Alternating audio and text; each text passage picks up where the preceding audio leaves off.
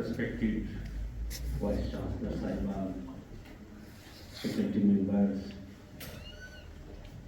خواتین و حضرات اور میرے انشاءاللہ العزیز عظیم مستقبل کے مہمانوں، السلام علیکم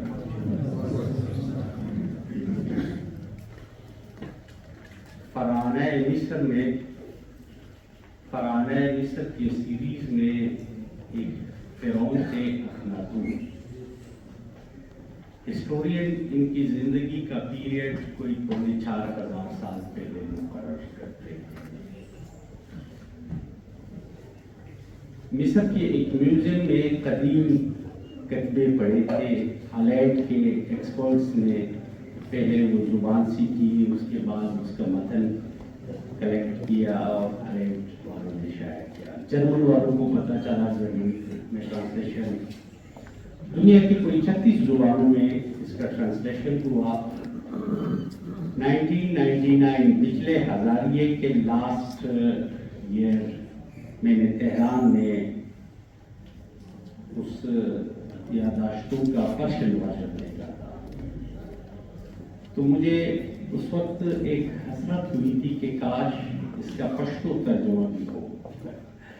2012 میں نگرہار یونیورسٹی میں پشتو ریسرچ اینڈ ریسرچر پہ ایک انٹرنیشنل سیمینار ہوئی تھی، تو اس میں افغانستان سے جو ریسرچر تھا زلمہ دیوادمل صاحب، اور اس پہل سے اس نرچیز کو انوائٹ کیا گیا تھا، تو ہمارے حوالے سے سیمینار تھا تو ہم گئے۔ اس سیمینار کے اعزاز میں، کانفرنس کے اعزاز میں جن اداروں نے مطبوعات شائع کیے تھے، ان میں سینوہا کی یادداشتوں کا پشتو ورژن تھا۔ بہت مجھے خوشی ہوئی۔ یہ سینوہا جو ہے وہ اخناتون کے پولیٹیکل ایڈوائزر بھی ہے، ایمبیسیڈر بھی ہے، اور ان کے شاہی طبیب بھی ہے۔ زبردست، آپ ضرور پڑھیے۔ اردو میں متاسفانہ نیشنل بک فاؤنڈیشن والے مجھے بار بار کہتے رہے، لیکن ٹائم مینیج نہیں کر پایا۔ ضرور پڑھیے، پشتو ورژن آپ کو ملے گا، پرشین بھی ہے، پشتو بھی ہے، انگلش میں آپ کو ملے تو اور بھی اچھا، عربی میں بھی ہے۔ تو سینوہا کی یادداشتوں کا ایک چھوٹا سا سین آپ کی نظر۔ سینوہا کو کسی ملک میں اخناتون سفیر بنا کے بھیجتے ہیں۔ اس ملک کی باؤنڈری پہ یہ اپنا شناخت، اس زمانے کا پروٹوکول کیا تھا، کیا سسٹم تھا، کمیونیکیشن سسٹم کو 4,000 سال قبل کیا تھا، تو ان سپاہیوں نے بجائے ان کو وارم ویلکم کرنے اور پروٹوکول اور شاہی آداب دینے کے، بلکہ ان کو پکڑ کے مار پیٹ کے اور جیل میں بند کر دیا۔ رہائی کے بعد وہ کسی طرح اس ملک کے سربراہ تک پہنچے، تو انہوں نے ان کے اسناد سفارتکاری قبول کرتے ہوئے ان کو اعزاز سے پروٹوکول سے ریسیو کیا۔ تو انہوں نے کمپلینٹ کی کہ آپ کے فلاں چوکی پہ میرے ساتھ یہ مسٹیک ہوا، اس زمانے کا جو کیلنڈر تھا فلاں ڈیٹ کو، تو بندے بلائے گئے، شناخت پریڈ ہوئی، تو انہوں نے کہا سزا بھی آپ دے۔ سینوہا نے کہا جتنا انہوں نے مجھے میری مار پٹائی کی ہے اتنی ہی ان کی ہو۔ تو کراؤڈ جو ارد گرد کھڑا تھا، سینوہا سوچ رہے ہیں کہ ایسا نہ ہو کہ یہ کراؤڈ ریزسٹ کرے کہ آپ اس کی سرزنش کیوں کر رہے ہیں، لیکن سینوہا لکھتے ہیں جب مار پٹائی کا سلسلہ شروع ہوا، زخم آنے لگے، جتنا انہوں نے ان کی پٹائی کی تھی، پھر انہوں نے کہا بس اتنا ہی کافی ہے۔ پھر ایک صاحب والے خیمے میں، چونکہ سینوہا طبیب بھی تھا، تو اپنے مخالفین کا علاج معالجہ بھی کرنے لگے، لیکن ساتھ ساتھ سوچ رہے ہیں کہ یار میں تو ڈر رہا تھا کہ کراؤڈ ریزسٹ نہ کرے، مخالفت نہ کرے، اس کے مارنے پہ سراپا احتجاج نہ بنے کہ آج ان کی باری ہے کل ہماری مار کٹائی ہوگی، بلکہ جب ان بندوں کو ضرب لگتی تو وہ ہنس جاتے، ان کی چیخ پہ ان کی ہنسی نکل آتی۔ یہ چیختے رہے، روتے رہے، بلکتے رہے اور وہ ہنستے رہے اور انجوائے کرتے رہے. انہیں 4000 سال پہلے سینوہا نے اس سچویشن کا ایک تجزیہ کیا ہے کہ اس ملک میں فنون لطیفہ کا فقدان ہے. بندے کی جبیلت میں قہر کا بھی ایک جبیلت ہے. جب آپ کی فرسٹریشن ریلیز نہیں ہوتی ہے تو آپ پہ آپ کا قہر کا جبیلت غلبہ کر جاتا ہے.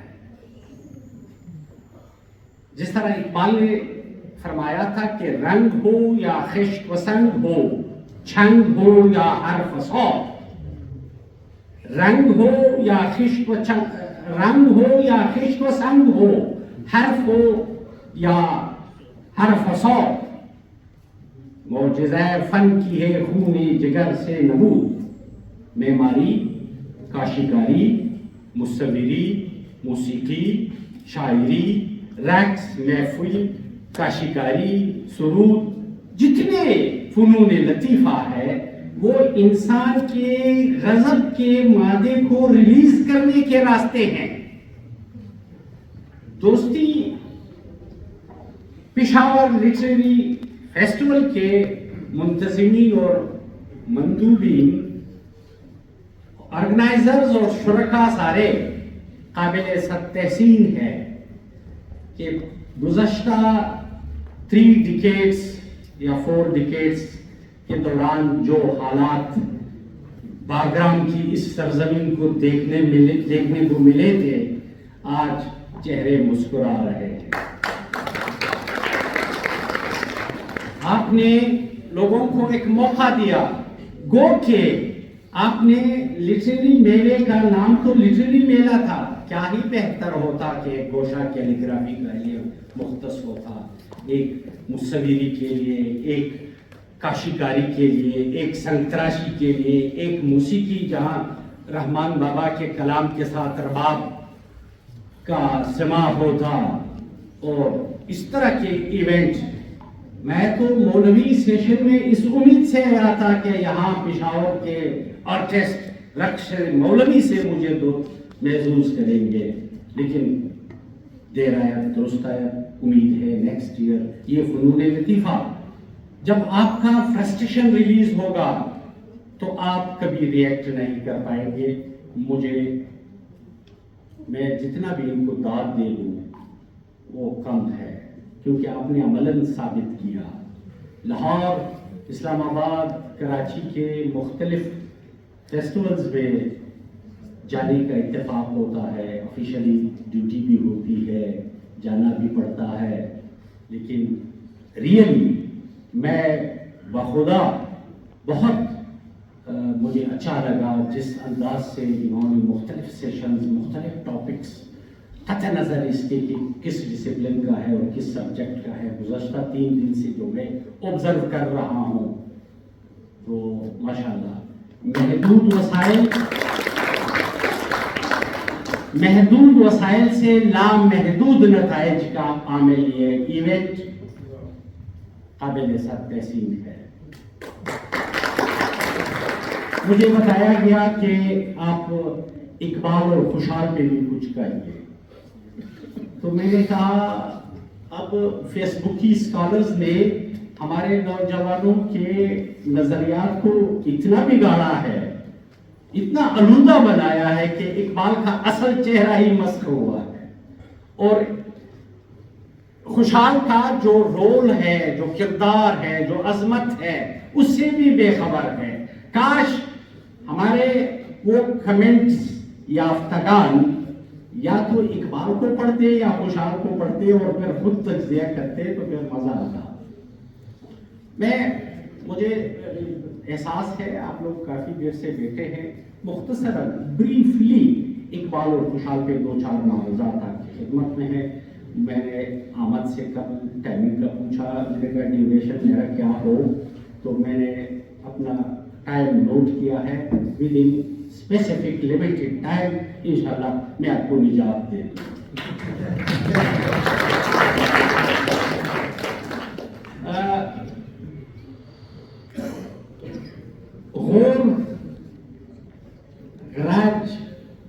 کابل سے افغان لشکر ہندوستان کے مختلف قریہ جات کو فتح کر کے جب واپس عازم افغانستان ہو رہے تھے تو اس وقت شہاب الدین غوری کے ایک غازی شہاب الدین محمد بن سام متوفی 602 ہجری، وہ پنجاب کے خوبصورت زرخیز خطے کے شمالی دریائے چناب کے جنوبی کنارے رچنا کے دوابہ میں سیالکوٹ نامی ایک فوجی قلعے کا انہوں نے افتتاح کیا، اس کی بنیاد رکھی۔ اس وقت کے عادت کے مطابق سنگ بنیاد کے دوران وہاں کے مکینوں کے لیے دعائیں اور اس خطے کی زرخیزی کے لیے بھی دعائیں کی گئی۔ شاہی لشکر کے اس وقت غازی شہاب الدین کے ساتھ ایک ولی اللہ تھے جنہوں نے دعا کی کہ پروردگار اس کو دسیالان کوٹ، سیال کوٹ، شرفاء اور نجبا کی سرزمین، نجیب اور شریف لوگ یہاں پیدا ہو۔ تو پروردگار نے یہ سیالکوٹ کو، یہ پیراگراف میں نے 1967 میں کابل یونیورسٹی میں پروفیسر عبدالشکور رشاد نے پاکستانی سفارت خانے میں یوم اقبال کی تقریب میں جو سپیچ کی تھی، یہ پیراگراف میں نے وہاں سے لیا ہے۔ اس شرفاء میں ایک مرد نجیب اور مرد شریف مولانا عبدالحکیم سیالکوٹی ملے، سیالکوٹ کے ہی سے ہے، جن کی جو حضرت مجرد الفسانی کے ہم سبق اور کلاس فیلو تھے۔ روا کے روہلکنڈ پشتونخوا کے خان ملک سردار شہباز خان نے اپنے فرزند ارجمن اس وقت ان کی جو جاگیر تھی، اورنگزیب عالمگیر بلکہ اس سے پہلے سے جو جدی کشتی ان کی سرداری آ رہی تھی، اس بیلٹ میں اٹک سے قافلے جب سندھ ایشیا جایا کرتے تھے تو شہباز خان تک خانی پہنچ گئی تھی۔ اس کے بعد انہوں نے اپنے بیٹے خوشحال خان کی تربیت کے لیے پورے خطے پہ نظر دوڑائی تو ان کو مولانا عبدالحکیم سیالکوٹی ملا، جنہوں نے خوشحال خان کو ان سے سبق سیکھنے کے لیے ان کے حلقہ تلامذ میں دے دیا۔ خوشحال خان خٹک نے مولانا عبدالحکیم سیالکوٹی سے پڑھا۔ اب اس کے 300 سال بعد سیالکوٹ کو ایک اور مرد نجیب نصیب ہوتا ہے، وہ اقبال کی شکل میں۔ اب اقبال مشرق و مغرب کے علوم و فنون پڑھ کے جب آگے بڑھتے ہیں، بالخصوص ان کی شاعرانہ افکار میں ارتقاء اس وقت واقع ہوتی ہے جب وہ پی ایچ ڈی کرنے مغرب جاتے ہیں، جرمنی سے پی ایچ ڈی کر کے جب آتے ہیں۔ اسی دوران 1905 میں اقبال کو ایک بک جو اس زمانے میں یہ معترضین کہتے ہیں نا بعض لوگ کہ اقبال نے اقبال کا کلام چرایا ہے، یہ غیر ادبی الفاظ ہے، تراجم، سرکار، کچھ بھی آپ کہیں، لیکن یہ چوری والا لفظ بڑا عامیانہ اور تڑے بازوں والا کام ہے۔ علمی انداز سے، اکیڈمک انداز سے دلیل کے ساتھ ایک بات کہنی چاہیے۔ آپ ان سے پوچھئے کہ اقبال کو تو پشتو آتی بھی تھی، انہوں نے خوشحال پڑھا کہاں سے، انہوں نے خوشحال سے اکتساب فیض کس طرح حاصل کیا، ان کو نہیں ہے خبر۔ یورپ میں اسٹڈیز کے دوران اقبال کو A Selection from Afghan Poetry وہ ہاتھ آیا۔ میجر جارج ہنری راورٹی جو برٹش آرمی کے میجر رینک کے تھے، جنہوں نے اس خطے کی پولیٹیکل ہسٹری گیزیٹیئر بنانے کے لیے ان کا بنیادی کام ملتان میں کمشنر کے عہدے پہ اور پشتو لٹریچر کے حوالے سے ان کا بڑا اہم کام ہے۔ ان کے سفر نامے ہیں، notes on Afghanistan and Balochistan, یہ بڑا اہم کام ہے. اور سب سے بڑھ کے پشتو ڈکشنری جو راورٹی نے منعقد کی ہے، زبردست ڈکشنری ہے، اور اس کے ٹائٹل پہ خوشحال خان خٹک کے بیٹے عبدالقادر خان خٹک کا ایک شعر ہے، تھا رکڑتر فارسی عبدالقادر خان خٹک کا ایک شعر ابھی میجر راورٹی کا ذوق انتخاب بھی دیکھیے، تا رکڑتر فارسی عبدالقادر کا پخواوہ ترخہ ژبه د پښتو.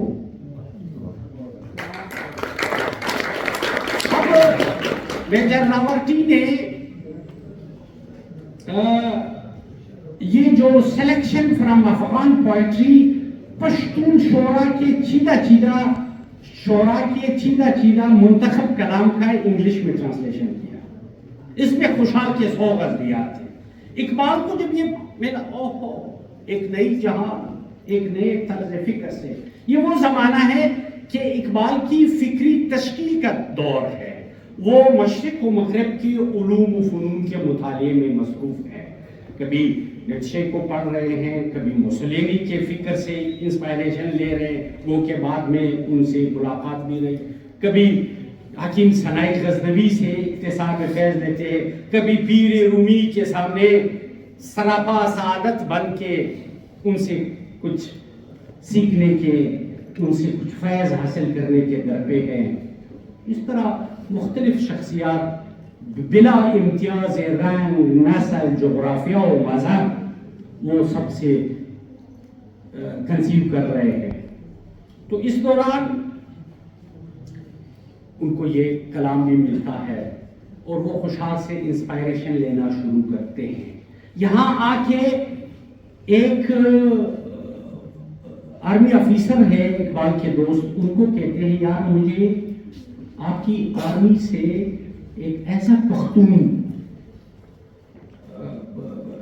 بندہ چاہیے جو اپنے زبان، ثقافت، مشاہیر، رجال، ان کے احوال و آثار سے باخبر ہو.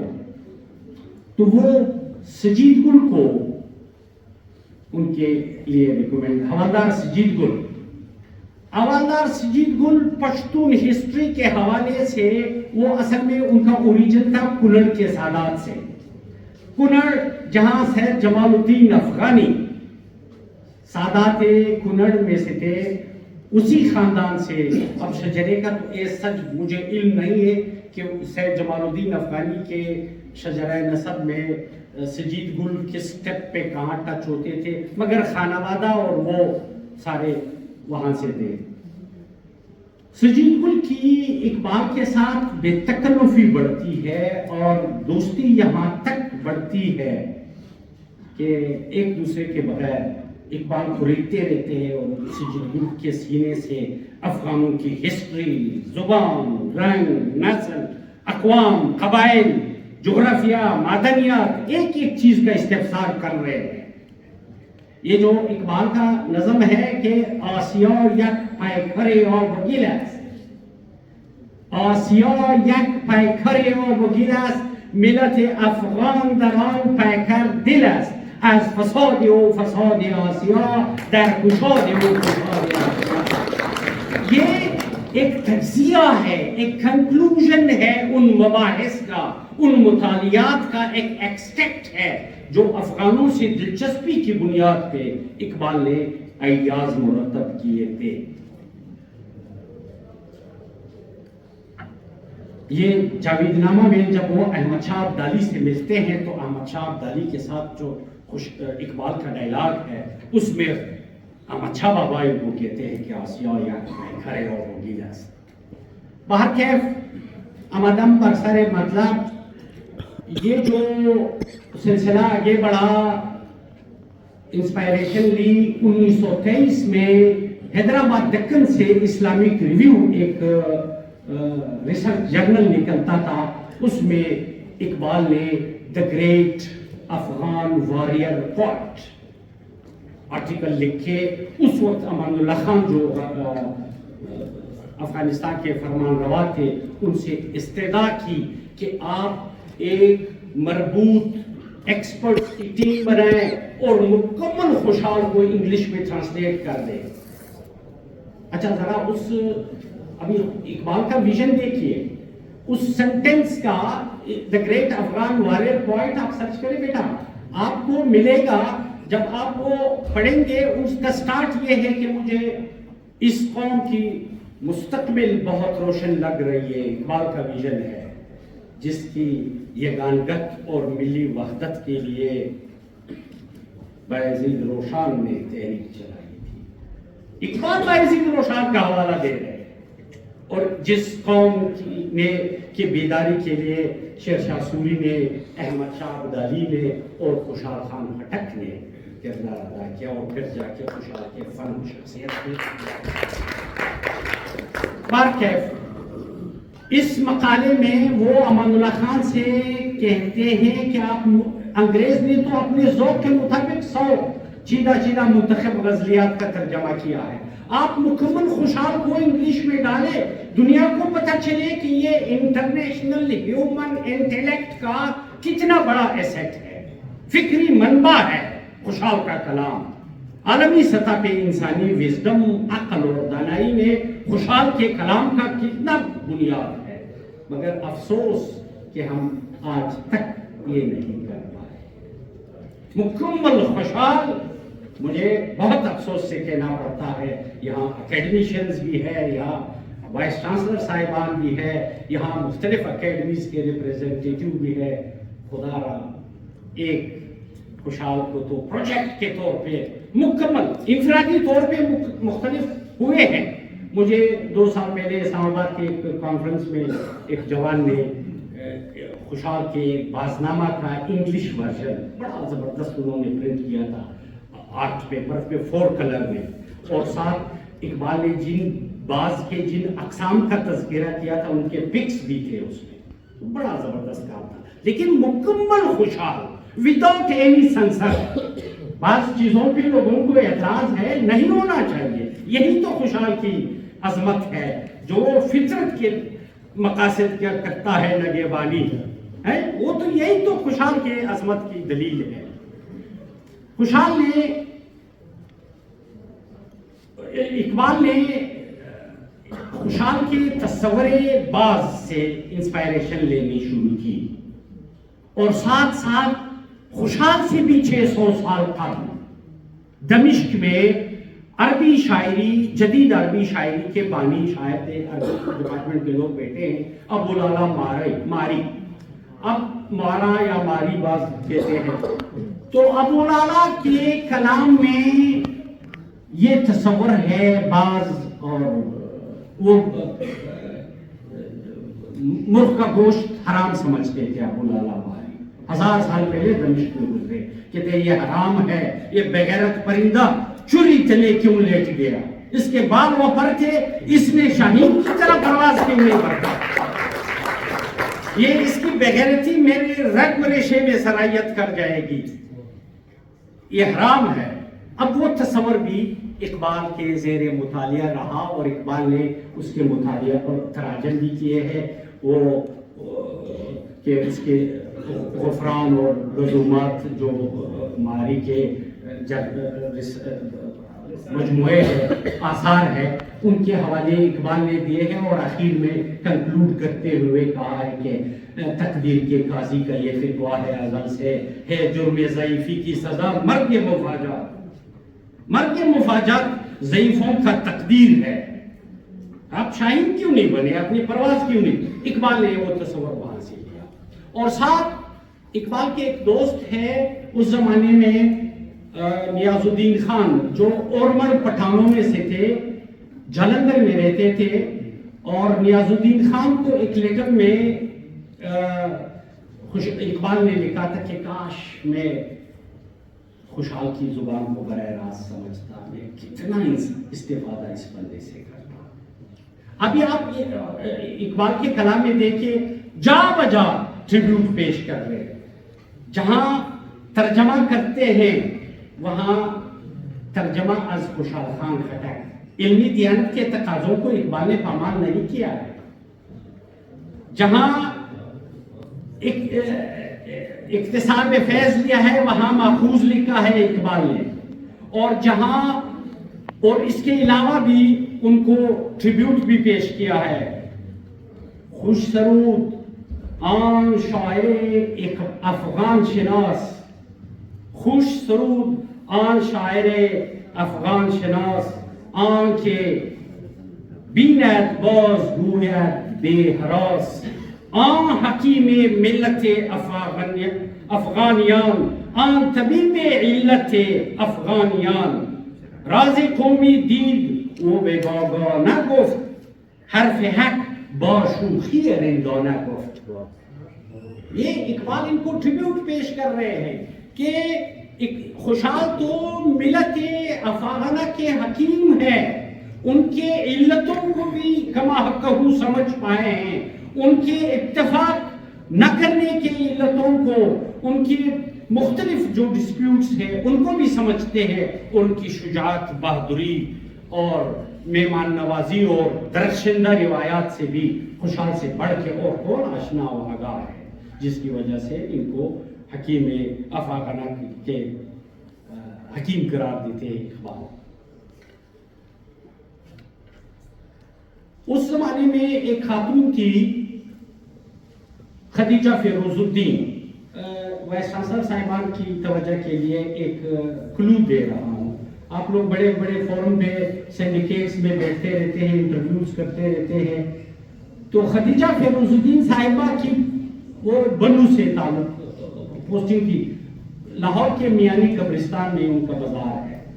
وہ آئی اقبال کے پاس کہ میں نے پی ایچ ڈی کرنی ہے پنجاب یونیورسٹی سے. تو علامہ نے فرمایا تھا کریں گے، باقیوں نے بھی کیے ہیں پی ایچ ڈیز، آپ بھی کریں، کیا مسئلہ ہے. بلکہ اگر اس زمانے میں ایچ ای سی ہوتی اقبال کے زمانے میں تو پلیجرزم کا کہ باقی ٹائٹل چینج کر کے لے لے آپ کی کوئی ڈگری کامے شامے لگا کے. تو اس خاتون نے اصرار کیا، بلکہ اصرار مسلسل کیا کہ نہیں میں نے ٹرو کام کرنا ہے، مجھے موضوع دیجیے گا. تو علامہ نے ان کو کہا کہ life and works of Khushal Khan Khattak پہ آپ پی ایچ ڈی کریں. اس خاتون نے کرک، تیرا، بنو، کوہاٹ، اس زمانے کی کمیونیکیشن کیا تھی 1935 میں. آپ سوچئے اونٹ پہ، خچر پہ، گدھے پہ سوار بیٹھ کے کہیں ادھر آ رہے ہیں، مصادر تھے نہیں، لائبریریز ایز سچ منظم اس طرح نہیں تھے. یہ نیٹ کا زمانہ تو تھا نہیں کہ ایک کلک پہ آپ مشرق سے مغرب کنیکٹ ہو. اس خاتون نے جس انہماک کے ساتھ خوشحال خان خٹک کے تھیسس کے ساتھ انصاف کیا ہے، ماشاءاللہ اس کے کام کو ایویلویٹ کر کے پنجاب یونیورسٹی نے ان کو پی ایچ ڈی کے بجائے ڈی ایل ایڈ کی ڈگری دے دی. اور ایک افسوسناک موڑ یہ کہ جس وقت اس خاتون کی تھیسس کمپلیٹ ہو پا رہی تھی، کمپائلیشن کا آخری مرحلہ تھا، علامہ کی رحلت ہو گئی. اور علامہ خوشحال کے لائف اینڈ ورکس کو کما حقہ سندی تحقیق کے فریم میں نہیں دیکھ پائے.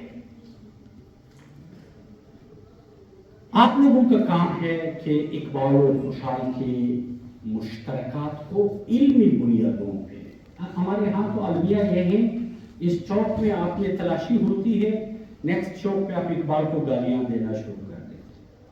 یہ نہیں ہونا چاہیے. اقبال ماورا ہے، اقبال کے شرق و غرب میں اس وقت کام ہو رہا ہے. میں نے پچھلے اکتوبر میں Iqbal academy of Pakistan join کی ہے. یہ میں جب آیا میں نے دیکھا، میں تھوڑا سا جس طرح Iqbal reconstruction of religious thoughts, وہ ریکنسٹرکشن ریلیجیس تھاٹس میں بھی ریکنسٹرکشن کے حامی تھے اور اجتہاد کا علم بردار تھے. تو میں بھی روایتی اور زند آلود پیٹرن سے ہٹ کے اپنے حصے کا کام ادا کرنے کے لیے آج آپ کے سامنے بھی کھڑا ہوں، اور اقبال اکیڈمی بھی اسی جذبے سے کیا ہوں کہ اقبال کا اصل روح لوگوں تک پہنچے، جو جغرافیے اور رنگ اور نسل سے ماورا ہے، اور نہ افغانم نہ از ترک و تتارم، چمنزارم و از یک شاخسارم، تمیز رنگ و بو بر ما حرام است که من پرورده یک نوبهارم. یہ جو نوبہاریت ہے اب اس کو سمجھنے کی ضرورت ہے. پشتو زبان وہ واحد, میرے پاس کوئی 43 لینگویجز میں اقبال پہ جو کام ہے, اقبال اکیڈمی آپ ضرور کبھی تشریف لائے لاہور, اور میں آپ کو وزٹ کراؤں گا. دنیا کے مختلف گوشوں میں اقبال کی جو P H Ds M Phil, یہ وہاں اسٹیٹ کی مجبوری تو نہیں ہے. عبدالوہاب اذان کو کیا پڑی ہے جو اقبال کے کلام کا عربی ٹرانسلیشن کر رہا ہے. اس زمانے میں مشرق و مغرب کے 43 زبانوں میں میرے پاس اقبال کے تراجم ہے. ٹائم ایکسیڈ ہو جائے گا ورنہ تو میں تھوڑے سے تفصیلات بھی بتا دے گا. پاکستان میں جتنے بولی جانے والی زبانیں ہیں, صرف پشتو کو یہ اعزاز حاصل ہے کہ اقبال کے کلام کے ہر مجموعے کے 4-4-5-5 منظوم تراجم ہوئے ہیں. جس طرح اقبال نے افغانوں کو خراج تحسین پیش کی ہے, اسی طرح پشتونوں نے اقبال کو خراج تحسین پیش کی ہے. اللہ مغفرت فرمائے راحت ذخیری مرحوم, جب علامہ 1911, 1912, 15, 18 تک وہ جو انجمن حمایت اسلام لاہور کے جلسوں میں کوئی کلام پیش کرتے, وہ فنڈ ریزنگ کے سلسلے میں اس کو چھوٹے چھوٹے پمفلٹ کی شکل میں اس کی طباعت ہوتی تاکہ کراؤڈ پہ بیچ کے وہ کچھ ارننگ بھی کرے. تو راحت ذخیری وہ خرید کے آ کے اسی وقت منظوم پشتو ترجمہ کرتے. جب علامہ نے یہ ترجمہ, جب علامہ نے بانگے درا مرتب کیا 1924 میں, ابھی 100 سال پہلے 2024 میں بانگے درا کے 100 سال پورے ہو گئے. تو اسی وقت translated material, Pashto translated political translated material Rahat Zakhri نے کلیکٹ کر کے بانگے درا کا ترجمہ, منظوم پشتو ترجمہ. ایک آخری سین اقبال نے جاوید نامہ میں, اور آپ فارسی سے مت گھبرائیے, آپ ذرا اردو کو بھی تو ہاتھ لگا کے دیکھیں. اس کے اقبال کے کلام کو آپ ڈاؤن لوڈ بھی کر سکتے ہیں free of cost. Iqbal academy نے ایک ہائیکن اس کی سائبر نیٹس لائبریری میں یہ ایک ہے ہمارے پاس کلیات اقبال, یہ آپ ڈاؤن لوڈ کریں آپ کی جیب میں, سفر حاضر جہاں بھی. ایک تو رکشوں پہ جو اقبال سے منسوب ہے کلام, یا فیس بک پہ یا سوشل میڈیا پہ جو, وہ اقبال کا کلام نہیں ہے. اقبال کا کلام آپ نے ریکنسائل کرنا ہو, فلٹر کرنا ہو, یہ ہم نے ایک ایپ بنائی ہے. اس ایپ کو فری آف کاسٹ آپ ڈاؤن لوڈ کر سکتے ہیں. اس میں ایک ریسرچ انجن ہے ہم نے ڈیزائن کیا ہے, اور آپ کو پلیز خوشحال کو تو یہ کر کے, اتنے بڑے ایکسپرٹ بیٹھے ہیں میرے پاس میرے سامنے, خوشحال کے کلام کو تو اس ایپ کی طرح آپ ڈیزائن کریں. آئی ٹی سیکشن والے, کمپیوٹر ایکسپرٹ, اس میں آپ بائی حرف سرچ کر سکتے ہیں. کیا عشق حرف دے دے, آپ اقبال کے کلام میں جہاں جہاں عشق کا لفظ استعمال ہوا ہے وہ ڈسپلے ہوگا. بانگے کے فلانے صفحے پہ, بال جبریل کے فلانے صفحے پہ, یہ سارا ڈسپلے ہوگا. فخر, مستی, تصور تعلیم, غیرت, شجاعت, کسی بھی ٹاپک پہ آپ کو ریسرچ کرنا ہے, پیپر لکھنا ہے, آپ کو انکریمنٹ کی لگی ہے, آپ ٹی ٹی ایس پہ ہے, آپ نے پیپرز پورے کرنے ہیں, آپ نے ایسوسیٹ سے پروفیسر بننا ہے, اور 15 پیپرز کے بعد آپ نے کچھ شائع بھی نہیں کرنا ہے, ٹھیک ہے. تو آپ کا ٹائم بھی بچت ہوگا. آپ یہ ایپ ڈاؤن لوڈ کریں. اس وقت اقبال نے جاوید نامہ ہی میں ایک فلک عطارد پہ پیر رومی آگے ہے, وہ مرید ان کے پیچھے جا رہے ہیں. عذاب کی صدا سنائی دیتی ہے, اور حضرت علامہ فرماتے ہیں رفتن ودیدن دومن اندر قیام, مقتدی تاتار و افغانی ایمان, پیر رومی بر زمان اندر حضور, طلعتش برتافت از ذوق سرور. مختصر یہ کہ میں جب گیا فلک عطارد پہ میں دیکھتا ہوں کہ افغانی امام ہے اور سعید حلیم پاشا ترک ان کی اقتداء میں نماز ادا کر رہے ہیں. میں نے پوچھا یہ کون ہے؟ مولانا رومی سے پوچھا. انہوں نے کہا یہ وہ دو مرد ہے جس کے نظیر مشرق میں اور اس طرح کے نابغیر روزگار لوگ پیدا نہیں ہو پائے ہیں. یہ ایک جمال الدین افغانی امام ہے اور حلیم پاشا ترکوں کا ریپریزنٹیٹیو، وہ ان کے پیچھے ان کی اقتداء میں نماز ادا کر رہے ہیں. جس وقت جمال الدین افغانی کا انتقال ہوتا ہے 1897 میں، اقبال 20 سال کے ہیں. تو ملت اسلامیہ کا ایک عظیم مفکر جب وہ تشریف لیتے ہیں تو اس وقت کا پریس کیا تھا، کیا کوریج تھی، یہ الگ داستان ہے. تو اقبال کی انسپائریشن اس وقت سے شروع ہوئی تھی. اب علامتی زبان میں وہ جمال الدین افغانی کو ٹریبیوٹ پیش کرتے ہیں. جمال الدین افغانی پھر ان کی اقتداء میں یہ نماز ادا کرتے ہیں. اب یہ تو اقبال کا عشق ہے جمال الدین افغانی سے. اب افغانی پٹھانوں کا تو یہ خاصا ہے، پشتون آپ 5 روپے ان کو کھلائے، کھانا کھلائے، وہ آپ کو 500 روپے کا کھانا کھلائے، ورنہ وہ نامرد تصور ہوگا. دمرد خواڑ د نامرد پنس کی پخیر، دمرد خواڑ د نامرد پنس کی پخیر، نظم جو مطلب ہے. میں نے کمپیٹیٹیو ایگزام کے ایک پبلک سروس کمیشن کے پیپر میں بھی یہ دیا تھا، اس کی تشریح کیجئے. باقی اب یہ تو اقبال کا جمال الدین افغانی سے عقیدت ہے. جمال الدین افغانی مرنے کے 46 سال بعد استنبول سے اٹھ کے اپنے اس عاشق کے پاس آتے ہیں، چھل کے آتے ہیں. کس طرح؟ 1942 میں جمال الدین افغانی کی قبر کشائی ہوتی ہے استنبول سے. ان کا تابوت کابل لے جایا جا رہا ہے. 2 دسمبر 1942 اقبال بھی فوت ہوئے ہیں. 4 سال قبل اقبال فوت ہوئے ہیں. تو جمال الدین افغانی کا تابوت اقبال کے مزار کے، ابھی پاکستان ہی نہیں بنی ہے، اقبال کے مزار کے ساتھ رکھی جاتی ہے. 2 دسمبر 1942 کی صبح غلام ہندوستان کے لاکھوں فرزندان توحید نے 2 مسلم مفکرین کا بعد از وفات ملاقات دیکھ لیا. اب پاکستان گورنمنٹ نے ایک مستحسن اقدام جو کیا تھا، مجھے جو فیسنیٹ کر لیا. کابل یونیورسٹی میں ایک سیمینار کے سلسلے میں مجھے جانا ہوا، تو جہاں جمال الدین افغانی دفن ہے، جمال الدین افغانی کے مزار کے ساتھ اقبال فیکلٹی بنائی ہے. اور اقبال کی فیکلٹی سے